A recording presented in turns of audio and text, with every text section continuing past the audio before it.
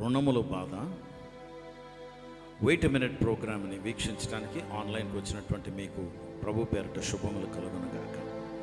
ప్రియమైన వాళ్ళారా, సాధారణంగా అప్పు లేకుండా ఎవరమే ఉండవు. వివాహం చేస్తే తప్పకుండా అప్పు చేస్తాం. ఉద్యోగాలకి మధ్యలో అప్పులు చేసి ఉద్యోగాలు సంపాదించడానికి కూడా వెళ్ళవలసిన, ఫీజులు కట్టాలన్నా ఉద్యోగం సంపాదించుకోవాలన్నా అప్పు చేయవలసి వస్తుంది. చదువులకి మధ్యలో ఇంటర్మీడియట్ ఫీజు కట్టాలన్నా, 10th క్లాస్ ఫీజులు కట్టాలన్నా, ఏ ఫీజు కన్నా ఏ చదువు కన్నా దేనికైనా అప్పే. దేవుని బిడ్డలారా, అందుకే మనకి రుణ బాధలు ఎక్కువైపోయాయి. బైబిల్ ఏం చెప్తుందంటే, కొలస్సీలకు రాసిన పత్రిక 2వ అధ్యాయము 14-15 వచనాల్లో రాయబడిన మాటలను బట్టి, రాతరూపకమైన ఆజ్ఞల వలన మన మీద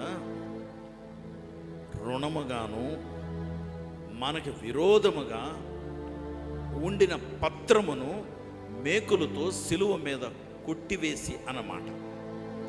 దేవుని బిడ్డలారా, మన మీద రుణముగాను విరోధముగా, that which is against us, విరోధముగాను ఉన్న ఆ చట్టమును బట్టి వచ్చినటువంటివి మేకులతో సిలువ మీద యేసు ప్రభుల వారు కొట్టివేశారని రాయబడనమాట. అందుకని మనం ఎవరి దగ్గర అప్పులు చేస్తే కొట్టేశారు కదండి అని చెప్పక్కర్లేదు. ఎందుకంటే వాళ్ళకి చెప్పవలసినటువంటి విధానంలో జవాబు చెప్పాలి. కానీ ఒకవేళ కోర్టుకు లాగినా, ఏ విషయంలోనన్నా మీరు ప్రార్థన చేస్తూ ఉన్నప్పుడు ఈ మాటను పైకెత్తి, ప్రభా మీరు మా రుణములను ఎత్తివేశారని రాయబడ్డది కదా, మేకులతో సిలువ మీద కొట్టివేశారని రాయబడ్డది కదా, మీరు సహాయం చేయరా అని ఆ మాటను పైకెత్తి అడగాలి. ఎందుకంటే దేవుని మాటలను ఆయన దాటి దేవుడు ఏమీ చేయరు.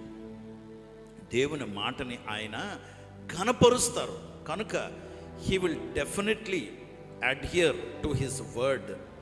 ఆయన మాటను తప్పకుండా ఆయన నెరవేరుస్తారు.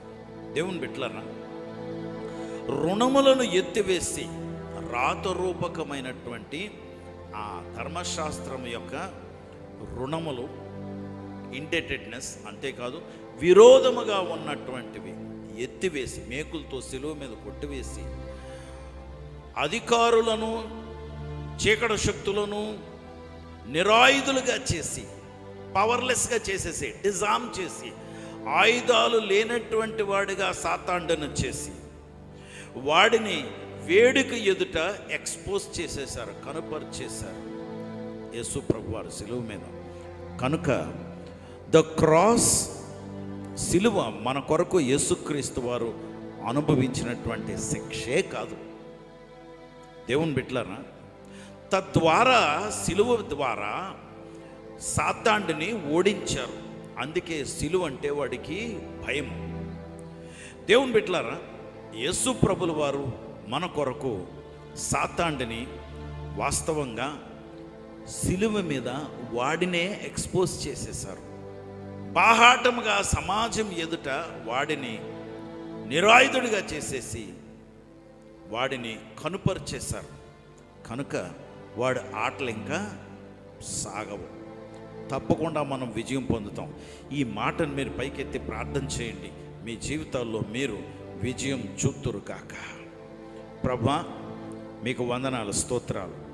ఈ ఉదయకాలం నీ సిలువ త్యాగాన్ని, నీ సిలువ మరణాన్ని పైకెత్తుతూ ప్రభా, తద్వారా మాకు ఇచ్చినటువంటి విజయమును వివరించడానికి నేను ప్రయత్నించాను. నీ బిడ్డలకి ఆ విజయమును మీరు నిజరూపంలో ఇచ్చి రుజువు చేయమని ప్రభా, నీ లేఖనాలను నువ్వు నెరవేర్చువాడవని, నువ్వు కార్యం చేయమని మా ప్రభు రక్షకుడు యేసుక్రీస్తు వారి నామములో ప్రార్థించి వేడుకొంచున్నాం తండ్రి.